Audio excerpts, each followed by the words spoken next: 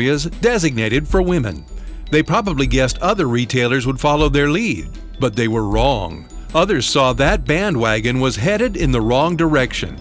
We're not ready to sacrifice the safety of women and children for the sake of progressive bathroom policies. Invite Target to make a better move. Sign the Boycott Target Pledge at afa.net. Darkness is not an affirmative force. It simply reoccupies the space vacated by the light. This is the Hamilton Corner on American Family Radio. It should be uncomfortable for a believer to live as a hypocrite. Delivering people out of the bondage of mainstream media and the philosophies of this world. God has called you and me to be his ambassadors, even in this dark moment. Let's not miss our moment. And now, the Hamilton Corner. And good Tuesday evening, everyone. Yes, I'm not Abe Hamilton. Fred Jackson sitting in for Abe tonight on the Hamilton Corner on another busy news day. I'll tell you what, we got much more. The Democrats today announcing their 2 alleged impeachment articles against the president.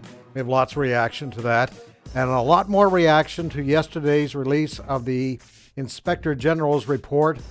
Today, the country's Attorney General, Barr, I tell you what, he went to town on the credibility of that report, and we have much more reaction on that. But first, want to bring you up to date on some stories that probably got buried today and should not be, because these are important stories that we need to bring to your attention. There was, sadly, another multiple shooting today, this one in Jersey City. Jersey City, second biggest city in that state, across the Hudson from Manhattan. 6 people are dead tonight, including a police officer, several other police officers injured. We don't know a lot yet. There were 3 bystanders. We do know this. It was in a kosher supermarket. Now, the shooting took place, spread over a cemetery. This took place early this afternoon, and then into this kosher supermarket. Eyewitnesses talk about at least 2 to 3 gunmen. 2 of those gunmen are dead, by the way, and they are all dressed in black. We don't know the motivations of this, but I do take note that it took place in a kosher supermarket. We'll find out a whole lot more, I'm sure, overnight as this story is still unfolding. But I tell you what, in this country, we have got to do something, and certainly beyond what we normally hear from the anti-gun advocates on this. It has nothing to do with the weapon, folks. It has everything to do with the heart. And so our prayers go out tonight for the families of those who lost their lives, these 3 individuals who I believe were in this kosher supermarket, the police officers, and they said there were 3 gunmen. I'm not sure about the third and what the status of that is, but as I say, this story just happening in the last few hours. We'll try to keep you up to date on that. The other development today has to do with that shooting at the Pensacola Naval Air Station last Friday. The military announcing today that flight training has been suspended for more than 300 Saudi Arabian students at 3 bases in Florida in the wake of that shooting, where 3 of those pilot trainees, were killed by a young Saudi student there, a student from Saudi Arabia who was training there at that base, who we now know was tweeting out hatred against Israel and hatred against the United States for its support of Israel, amongst other things. So we have 140 students at the Pensacola Naval Air Station. They've been grounded. 35 at a nearby airfield, another 128 students at the Naval Air Station in Mayport on the Atlantic seaboard. So 300 of those foreign students being trained in this country are now grounded. They may go back to classes, they say, next week, but they're now grounded. Our good friend Gary Bauer at Campaign for Working Families was talking about this today. And, you know, there was one of the cadets who was killed. His name was Joshua Watson. His family appeared on Fox and Friends this morning, talking about the fact that he was wounded multiple times, but in his last breaths, he directed police to where the shooter was and identified him. But this has happened much too much. And let's just zero in on military establishments in this country.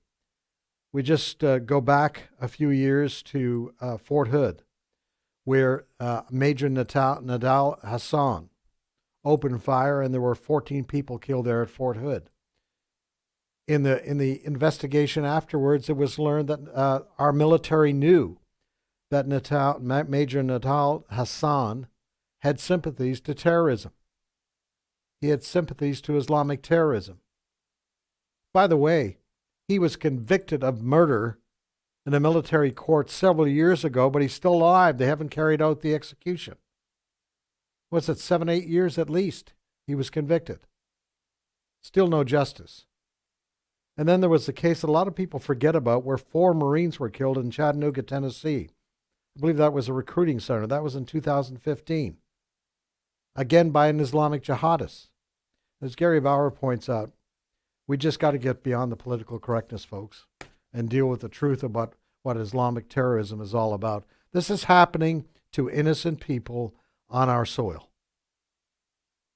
There's similarities between the Fort Hood case and the case of the Naval Air Station in Pensacola. And I'm still trying to figure out the reasoning behind this. The military people on those bases aren't allowed to carry weapons to defend themselves. These tragedies could have been avoided. Now we're training our young people to be soldiers to defend this country, yet they can't defend themselves on their own bases here in the United States of America. Something is not right in those policies. And I sure hope it doesn't take any more tragedies like this to get some non-politically correct policies in place where our people can defend themselves. All right. Pray for those families. Pray for the families up there in Jersey City today, loved ones who lost their lives. They were just going about their business just like you and I do every day. They're out shopping. And these 3 crazed gunmen opened fire. And likewise for the families, not only Joshua Watson's family there at Florida, but other families of these dear cadets that lost their lives. And pray for those families. Their Christmas, what it's going to mean this year and forever. They'll remember it. Pray for those families. And pray that our lawmakers would have some courage, folks, to do what is right and not to succumb to political correctness, which has had such a negative impact in this country. All right. Want to talk a little bit more about the announcement earlier this morning out of Washington, D.C. House Speaker Nancy Pelosi, Congressman Nadler, Chairman of the House Judiciary Committee, going before the microphone with serious faces on, calling it a somber moment. That's how they refer to a somber moment. And announcing 2 articles of impeachment. Abuse of power, that's charging the president, abuse of power, and obstruction of Congress. That's all they could come up with, abuse of power. Now, what's the reference to abuse of power? That the president says to the new president of Ukraine, hey, we want you to investigate what then Vice President Joe Biden was doing with Ukraine, getting the country's attorney general there fired and making his firing a condition of getting aid from the Obama administration. Now that may be called abuse of power. Quid pro quo, which is what the Democrats were calling this against Trump initially. And obstruction of Congress. Here's what the Democrats believe obstruction of Congress is. The president, Trump, disagreeing with them. Therefore, he's guilty of obstruction of Congress. That's all they could come up with, folks. Well, today we have a lot of reaction to this. And before we go to the break, I want to kind of squeeze some in. Robert Ray is a former Whitewater prosecutor. He says Democrats have misread the Constitution on what are high crimes and misdemeanors. That's cut number 8, Jason. Neither one of those is a high crime or misdemeanor. So we have now passed through an investigation over the course of the last several months where it's not treason, it's not bribery, it's not extortion. It's not an illegal foreign campaign contribution. It is now whatever a majority of the House of Representatives controlled by the Democrats say it is, which is abuse of power, abusive conduct, and an interbranch dispute between the executive branch and the legislative branch that is subject to ongoing litigation before the courts that the Democrats are not prepared to wait for a final order from.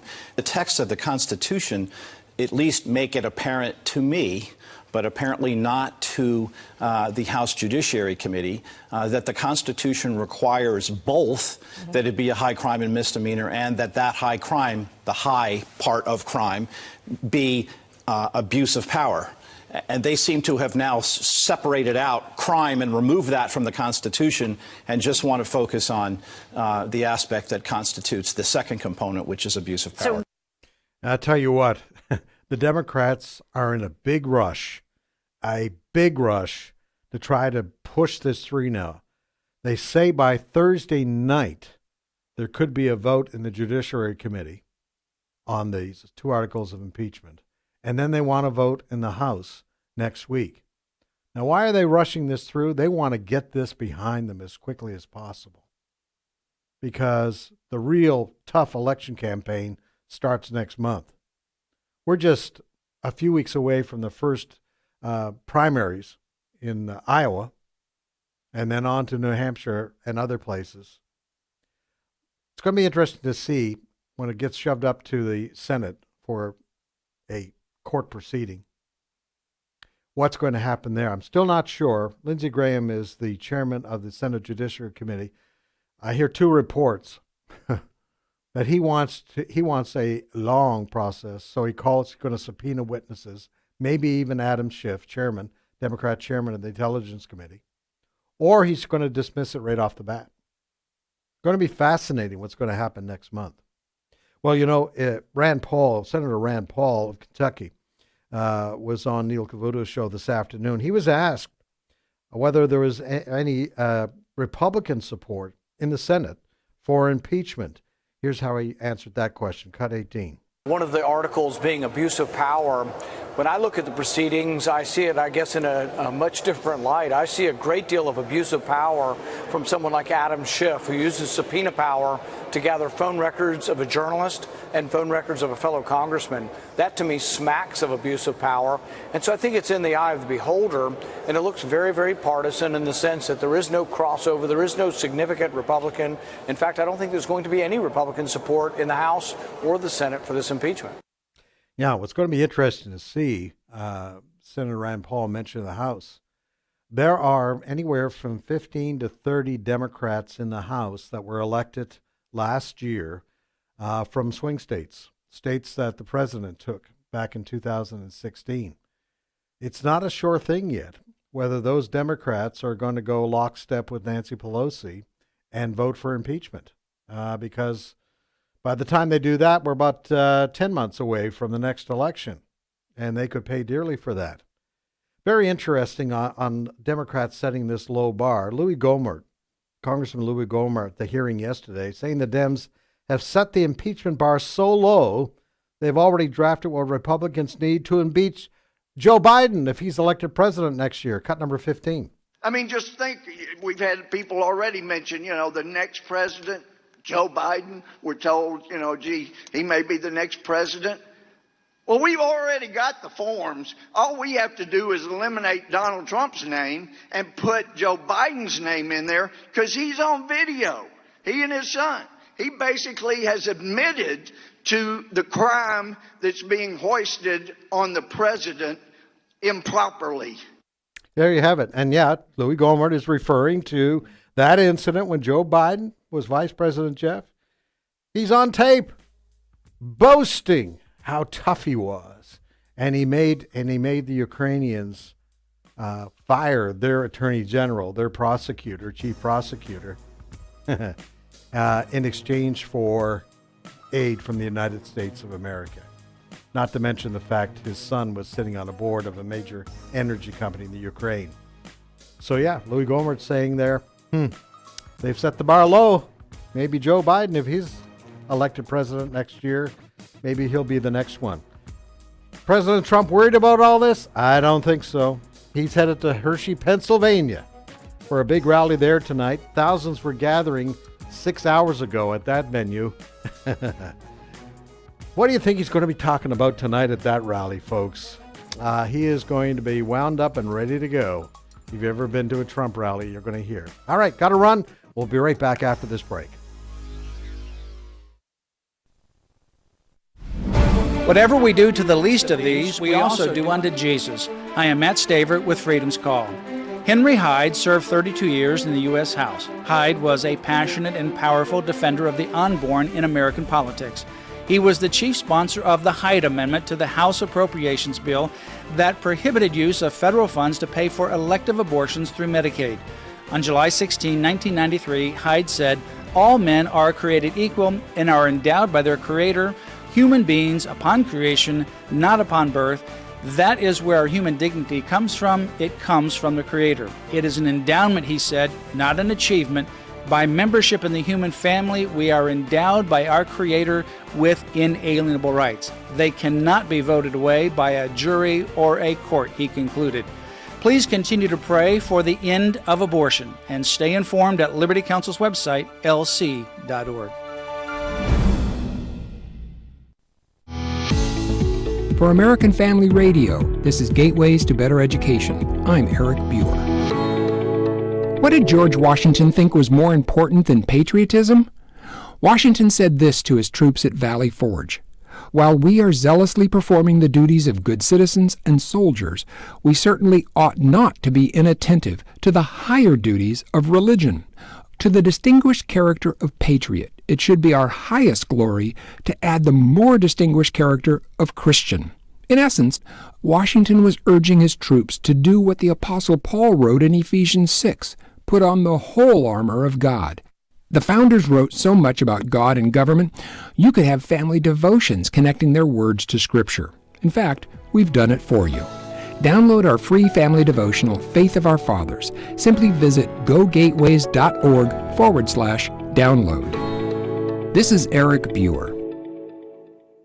Brian Fisher here with today's Life and Liberty Minute. Hate-filled Democrats are aghast that President Trump, in their view, has used the power of his office to dig up dirt on Joe Biden. But Trump didn't ask President Zelensky, "Will you do me a favor?" He said, "Can you do us a favor?" The us is us, America. Ukrainian dirty money was being used to buy access to the top levels of the American government and to interfere with our election system. Ukraine even sent somebody to prison for interfering with the U.S. election in 2016. The Democrats accused Trump of abusing the power of his office for personal gain, but if that's bad, the Democrats are far worse. Since this hate impeachment has started, Democrat office holders have done nothing but abuse the power of their office to dig up dirt on President Trump to throw him out of the White House. Maybe it's time the Democrats clean up their own house first. Catch Brian Fisher on Focal Point, weekday afternoons at 105 Central on American Family Radio.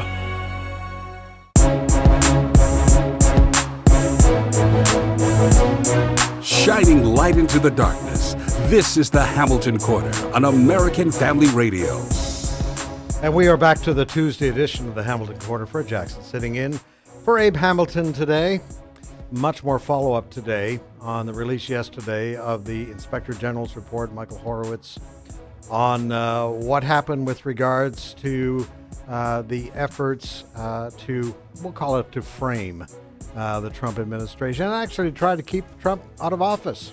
When the Obama Justice Department went to work, basically to try to discredit Donald Trump, linking him somehow to allegedly working with the Russians against Hillary Clinton.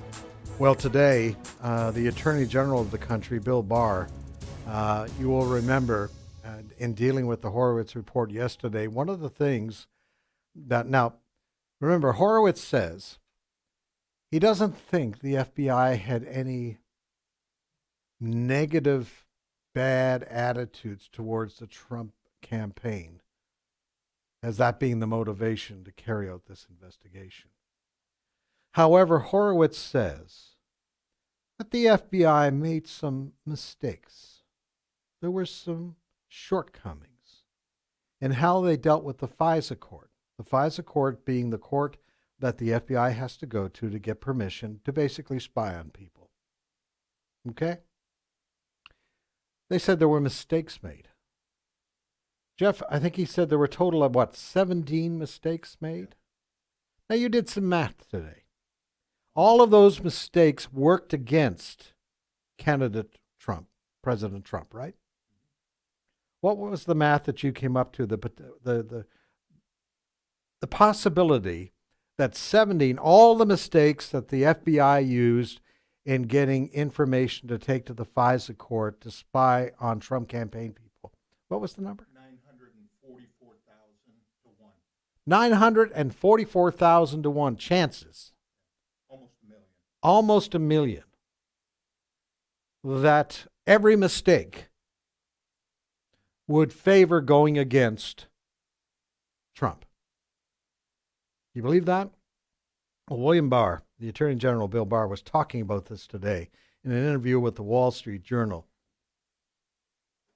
And you will remember, and just briefly, and I'll let him explain it, but the FBI used the Steele dossier, which was paid for by the Hillary Clinton campaign. But the FBI didn't tell the FISA court of the connection to the Democrats in the Steele dossier. And even after they knew all of the background to the Steele dossier, they still went to the FISA court but didn't tell the judges all of that background information on the Steele dossier. So here's the Attorney General Bill Barr talking about this today, cut number 17. They withheld from the court all the exculpatory information, and they withheld from the court information about the lack of reliability of Steele. The real interesting thing here, and to me the major takeaway, actually is after the election. Because in January, they went to, Steele was dealing with one person. He only talked to one person. And that's what we call the primary subsource. And it was that person who had the so-called network of subsources. When they finally got around to talking to him, he said, I don't know what Steele's talking about. I didn't tell him this stuff. Or, it was mostly barroom talk and rumor. I made it clear to him this was my own suppositions and theories. And, this is, and at that point, it was clear that the dossier was a sham. So what happens? What happens at that point? They don't tell the court, and they continue to get FISA warrants based on that dossier. And more damning is that they actually filed with the court a statement saying, we talked to the subsource and we found him credible and cooperative. And they put that in to bolster when the subsource had actually said what he was being truthful about is that the dossier was garbage. So there you have it. Is it any wonder why the Attorney General is so upset with this? But yet to come, folks, is the prosecutor John Durham's report, which will come out sometime next year. He has the power to indict people. Now, remember yesterday, Durham also issued a statement on the Michael Horowitz report, basically saying, I'm coming to very different conclusions from Horowitz. It was very interesting. We were talking with our own Sandy Rios earlier today on today's issues. And Sandy's husband is an ex-FBI agent. And she said he used to have to go to the FISA court to get permission to do surveillance on people. And she mentioned one particular case where they filed something to the FISA court, some information, and the FISA court, and it had to do with surveillance and the person's car. They wanted to know, the FISA court wanted to know the color of the car. And the FBI had left out the color of the car in their application. And the FISA court says, no, go back. We're going to reject that. Now, that's how particular the FISA court has been. Now, here's the FBI agents going after Trump, and they don't bother to tell the FISA court that an important ingredient of their application to the FISA court comes from a guy with connections to Hillary Clinton. They not only do it once, but they renew that that FISA application 3 times. They had 3 chances to correct their original error, and they didn't do it. Is there any wonder why President Trump, Attorney General Barr, and others still see corruption? I mean, the current FBI director, Christopher Wray, is out there today saying, yeah, we made some mistakes, and we'll try to do some better training. No, that's not a mistake. That's very deliberate, folks. Now, former FBI director, listen to this, folks. This is going to be cut number 11, Jason. Back in, I think it was 2018. I believe it was 2018. He did an interview with Bret Baier. Now listen to this about the Steele dossier. Comey said at that point he wasn't sure the DNC funded the dossier. It's cut number 11. When did you learn that the DNC and Hillary Clinton campaign had funded Christopher Steele's work? Yeah, I still don't know that for a fact. What do you mean? I've only seen it in the media. My understanding was the activity was begun, that Steele was hired to look into, was first funded by Republicans, then picked up, the important thing was picked up by Democrats opposed to Donald Trump. Do you want to know who it was funded by? I wanted to know what I knew, which is that it was funded by people politically opposed to Donald Trump. He didn't know. He didn't know. He's the director of the FBI. Other people knew, but he didn't know. Do you believe that? Got some swampland for you, folks. Like I say, if there's any wonder why there's such outrage over this. Senator Lindsey Graham yesterday commenting on the IG report. He sums it up kind of nicely. Cut number 2. Nobody has mentioned a word about this yet. That on page 186 to 190 in the Horowitz report, it describes in great detail how the FBI found out that the subsource for the Steele dossier disavowed it. And they used it 2 more times to get warrants. They never told the court, and they actually lied to the court about the interview. If that doesn't bother you, you hate Trump way too much. This is a sad day. This is a dangerous set of circumstances, but there are better days ahead. I'm a pretty hawkish guy, but I'm dumbfounded and really upset about how this whole process was handled. How the whole process was handled. It's very interesting. Attorney General Barr, he did interviews with NBC and Wall Street Journal today. He said something else that was rather kind of interesting. And I quote him here. I think our nation was turned on its head for 3 years based on a bogus narrative that was largely framed and hyped by an irresponsible press. And let me tell you, folks, that goes to the heart of some things here also. We have a mainstream media in this country. The vast majority of them, they may not carry Democratic Party cards in their pockets, but they are all in for the Democratic Party. And in the last 3.5 years, I've been in the journalism business now for more than 4 decades. I have never seen the degree of bias in the political media in this country like I've seen. All in on the Democrats. Donald Trump can do no wrong. On a day-by-day basis, as I look at their stories in the mainstream media, it is filled with the opinion of the reporter. All of it anti-Trump. Everything that Trump does, they try to apply their opinion to his motivations, and all his motivations are bad. I think there are a couple of reasons for that. For the most part, I think the media in this country are dyed-in-the-wool socialist. That's their worldview. They're very anti-Christian. They were all in for Hillary Clinton. She lost. And so now they have joined hands with the Democratic Party to try to defeat this president. It's almost laughable, and I go from degrees to anger to laughable, when I hear members of the mainstream media say we're not biased. Or they get upset with Donald Trump defending himself against the false stories they produce. Hey, by the way, speaking of media and parties, it's really kind of interesting.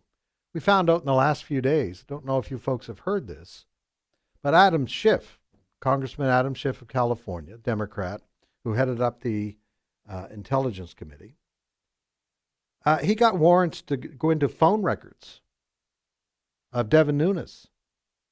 Imagine he got subpoenas to go to AT&T to get phone records on Devin Nunes, Congressman Devin Nunes, Republican, ranking member of the Intelligence Committee, but also on a reporter. So, note to journalists, do you really think the Democratic Party is your friend? Wise up, folks. We saw demonstrations of this during the Obama administration, when some members of the media were put in the crosshairs of the Obama administration because they didn't toe the line on the message of the Democratic Party. You see, that's the way they operate, the Democrats, when they get into power. But the media, the mainstream media, for the most part, there are some exceptions, but for the most part, they are all in. And I mean all in for the Democratic Party and for defeating Donald Trump. All right. Got so much more to talk about today. Sometimes, it is, by the way, here's one other aspect, some of the development today. Less than an hour after Nancy Pelosi goes to the podium with Gerald Nadler and some of the grim-faced Democrats to announce articles of impeachment against the president, they come out and they say, we have a new free trade deal, USMCA. And they start taking credit for that. This is a trade deal that President Trump negotiated, put together, forced Mexico and Canada to come to the table to get a good deal for the United States because NAFTA was such a terrible deal. By the way, Nancy Pelosi used to be a NAFTA fan. But now she was out there taking credit today for this. It sat on Nancy Pelosi's desk for the last 8 months. She did nothing. And so she comes out today celebrating the fact and saying, we got a good deal.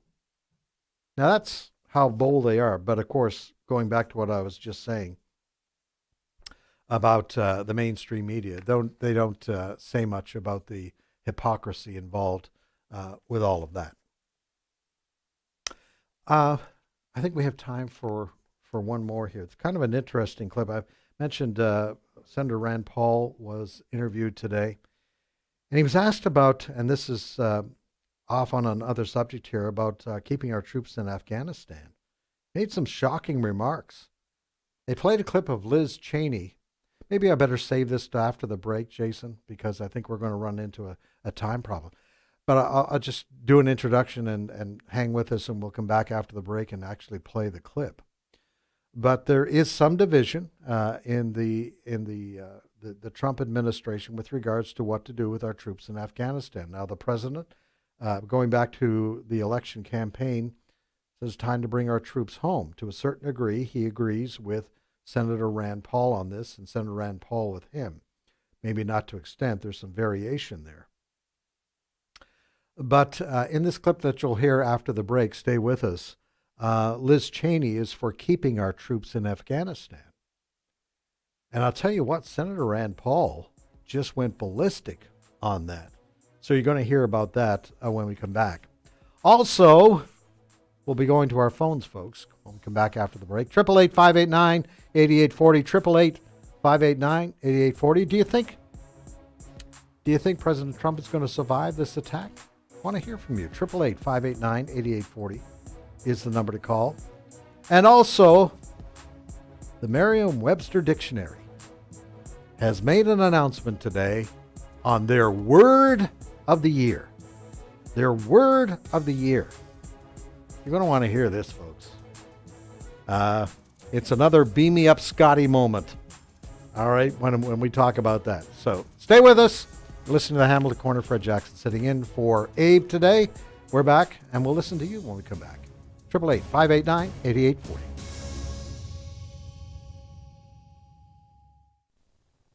The broadcast ministry, American Family Radio, provides Christian teaching and commentary 365 days a year on over 180 radio stations. This is Walker Wildman, Vice President of Operations for American Family Association. By supporting AFA, you are supporting our broadcast ministry and helping to keep Christians informed across America. Please consider a tax-deductible gift to AFA as 2019 draws to a close. Thank you and Merry Christmas. More online at afr.net. We have been in a combat zone, and the stresses on soldiers come out quickly. It's an absolute joy to have the soldiers come back to you and say, man, you don't know how much that helped. It's a huge mission field. Exploring Missions. Listen Saturday evening at 6:30 Central and Sunday afternoon at 1 on American Family Radio. Don't miss the reason for the season. This is David Wheaton, host of The Christian Worldview. The angel announced to the shepherds, "Behold, I bring you good news of great joy, which will be for all the people. For today in the city of David there has been born for you a Savior who is Christ the Lord." The coming of the Son of God into the world was the greatest event in history, and yet most everyone missed that first Christmas. The innkeeper was too busy, the religious leaders too self-righteous, the people of Jerusalem too absorbed in religious rituals. It's no different today. Let's not let shopping, Santa, or secularism distract us from worshiping the Savior, Christ the Lord. Hear more at thechristianworldview.org, and then tune in this weekend for another topic that will sharpen your worldview. Listen to The Christian Worldview with David Wheaton, Saturday mornings at 8 Central on American Family Radio. Hello, Americans. I'm Todd Starnes with news and commentary next. Liberty University is preparing students to enter a competitive job market. They have a low student-to-professor ratio, a caring Christian faculty, and more than 550 programs of study, ranging from undergraduate certificates to doctoral degrees. As the largest Christian university in the world, Liberty continues to establish itself as both a leading liberal arts university and an institution dedicated to the Christian faith. Learn more at liberty.edu. That's liberty.edu. Tamia Dean was a cheerleader at Kennesaw State University in Georgia. 2 years ago, she made national headlines when she took a knee at a football game during the national anthem. In response, university leaders decided to ban Miss Dean and 4 other cheerleaders from appearing on the field during the Star-Spangled Banner. Miss Dean filed a lawsuit claiming her civil rights had been violated. The university agreed to a settlement to buy peace of mind from future controversy. It turns out the going price for peace of mind in Georgia, nearly $150,000. Miss Dean also sued Cobb County Sheriff Neil Warren and former state representative Earl Earhart, alleging they had conspired to keep her off the field because of the color of her skin. A federal judge dismissed that part of the lawsuit. So there you have it, folks. A cheerleader disrespects America and gets nearly $150,000 in cash for her troubles. I'm Todd Starnes. The Hamilton Corner podcast and 1-minute commentaries are available at afr.net. Back to the Hamilton Corner on American Family Radio. And indeed, welcome back to this Tuesday edition of the Hamilton Corner. Fred Jackson sitting in for Abe today. Been talking a lot about the reaction today from various corners. The Democrats early this morning announcing their 2 articles of impeachment. We'll see where it's going to go. I mean, the House probably, because it's controlled by the Democrats, will vote in favor of that.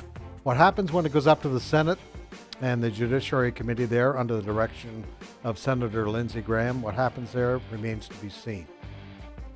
And also more reaction to the Michael Horowitz, the IG report yesterday on the Russia collusion investigation.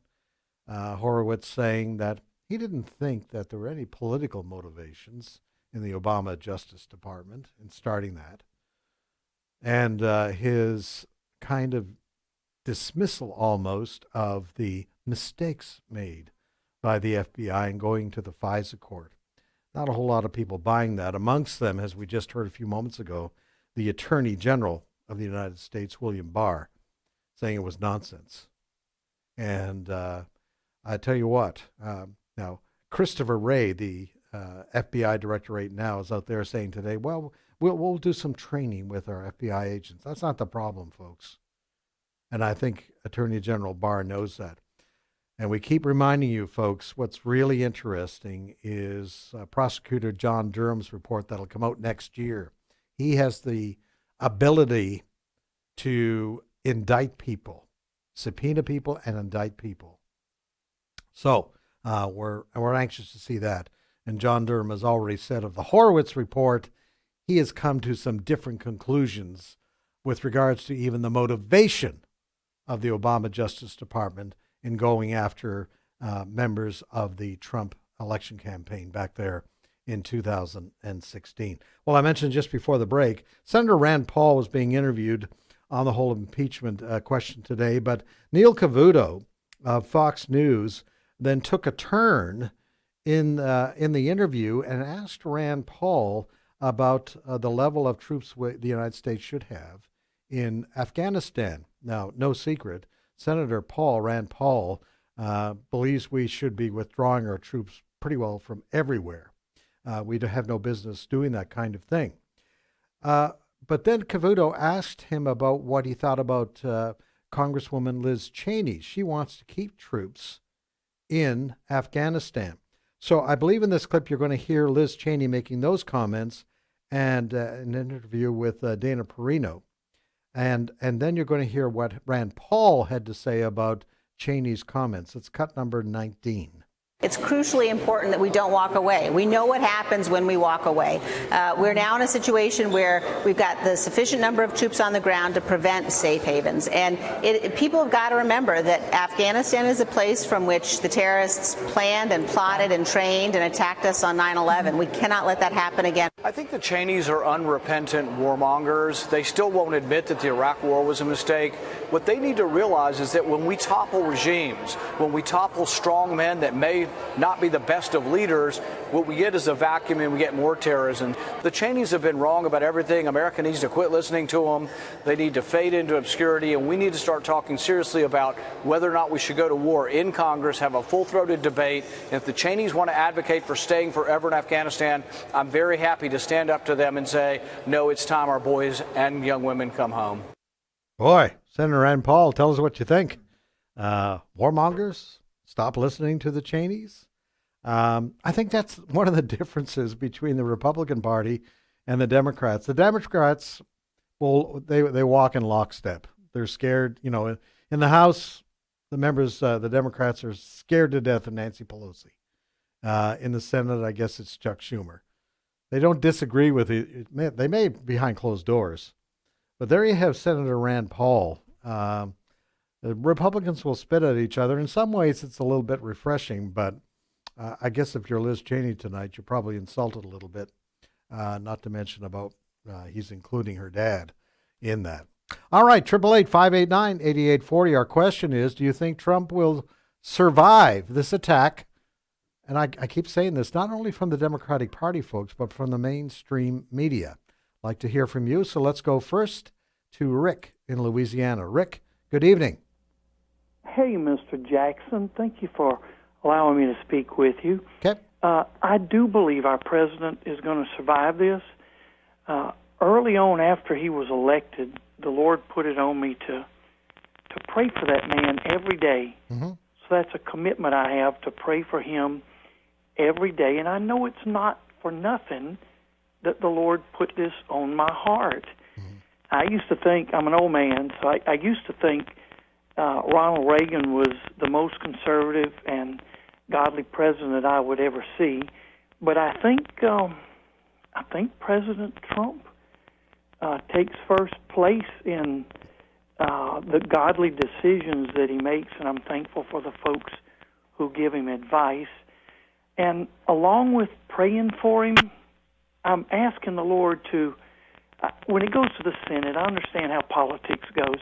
Highly unlikely the Republicans will vote to impeach him, but I'm asking the Lord to not let it just be a political move. I'm asking the Lord to please show himself to be strong in the lives of people and make it clear once he has rescued our president. I'm asking him to please make it clear that it was by his hand that it was done. Amen. And I'm asking him also to raise his hand against all these people who have raised their hand against our president. And once they have been brought down, I'm asking him to please make it clear that it was by his hand. Rick, I think that is excellent comments. Of course, we are told to pray for our leaders. That's extremely biblical. We're also told in the book of Daniel that it is God who puts leaders in place. God, we serve a sovereign God. He is in control. Pastor Robert Jeffers, First Baptist Dallas, tells the story when he was on the campaign trail with then candidate Trump back in 2016. They were having a conversation one day about, does God want me to be president? And Pastor Jeffers shared with him that the Bible says that God appoints people. And Donald Trump said, you mean God appointed Barack Obama to be president for 8 years? And Pastor Jeffers said, yeah. It doesn't mean sometimes when God puts somebody in power, and we've seen this throughout Scripture, sometimes it's to bring an awareness of a spiritual deficiency in place. But we certainly do need to pray for President Trump. That is biblical, to give him wisdom in all things. Let's go to Oklahoma. And William, welcome to the Hamilton Corner. Go ahead, please. All right, thanks for taking my call. I think Trump would survive, and I think what people need to remember when AOC was calling Trump selfish for not sending more money to Puerto Rico, and it was discovered that there was corruption going there too, so he made the right call on that, even though people were complaining against him. Mm-hmm. And then my deal is I just hope. I expected the Inspector General was going to make a statement like that because he allowed that whistleblower who didn't fit the criteria of being a whistleblower. He allowed that, but I think that all we hope is that the Republicans and McConnell will not.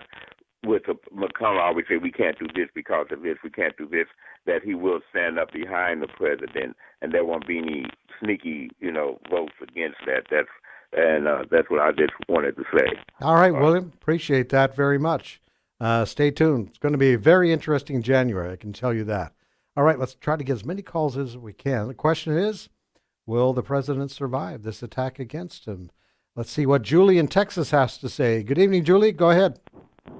Hello, hi. Can you hear me okay? I sure can. Okay, so I have a question about the FISA court, the documentation that was presented to the judge for approval that was withheld. If it's found that it was, can they not find that it was intentionally withheld? And also, could the judge not tell? Does he not have some sort of when they don't just decide at that moment, don't they evaluate the stuff that's presented to them, and then they can see if perhaps something's not adding up? You are very astute, Julie, and some really good questions there. I think the judges on the FISA court, I think there are 3 of them. I suppose they would have to be curious enough to ask questions about the information that the FBI was presenting them. And apparently they weren't inquisitive enough. So that's an excellent question. What was going on there?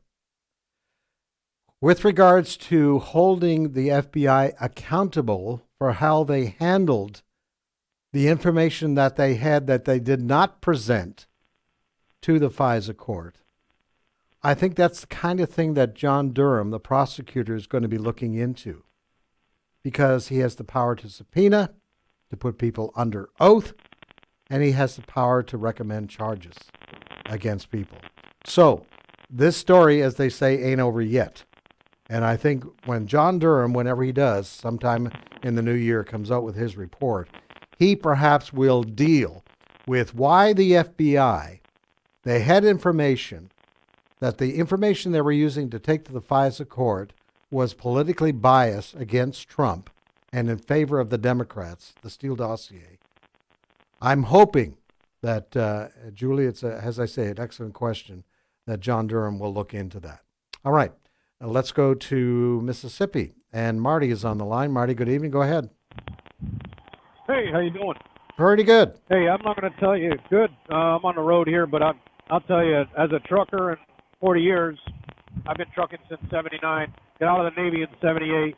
As a veteran, there is nobody that has done more for our troops than President Trump, and there is nobody that has done more to disrupt the corruption in this government. Not only is he going to survive, he's going to trounce all over all the corruption in our government, and there is going to be so much stuff exposed.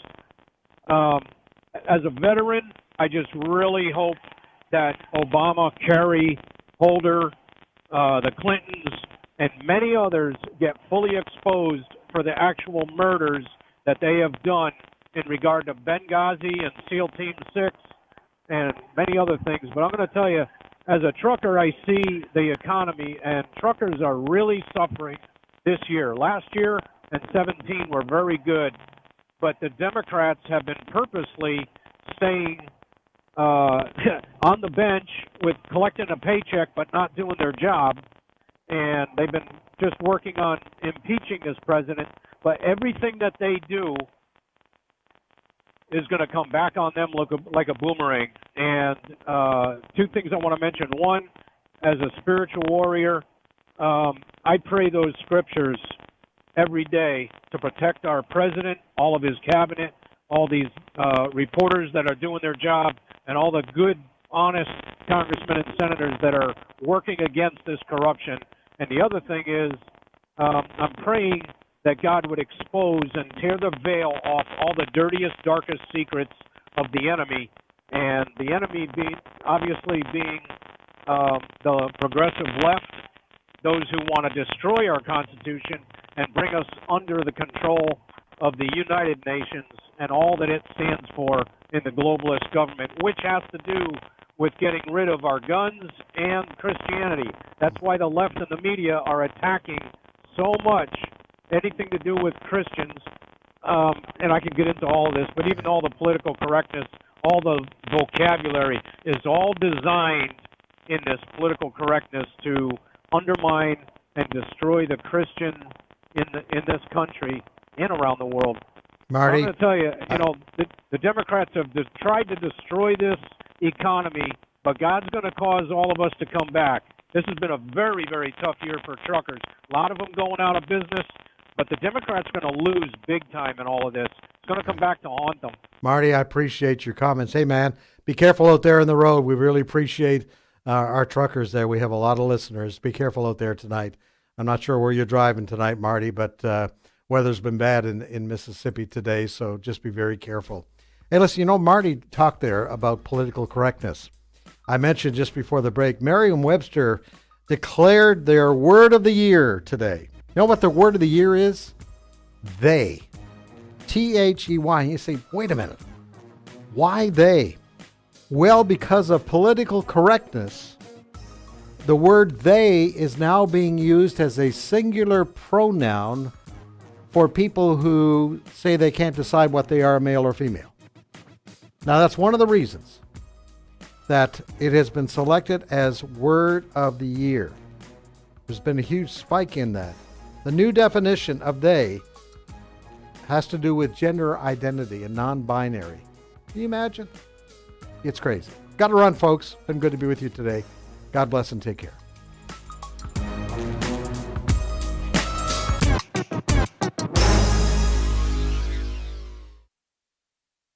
The views and opinions expressed in this broadcast may not necessarily reflect those of the American Family Association or American Family Radio. Faith, family,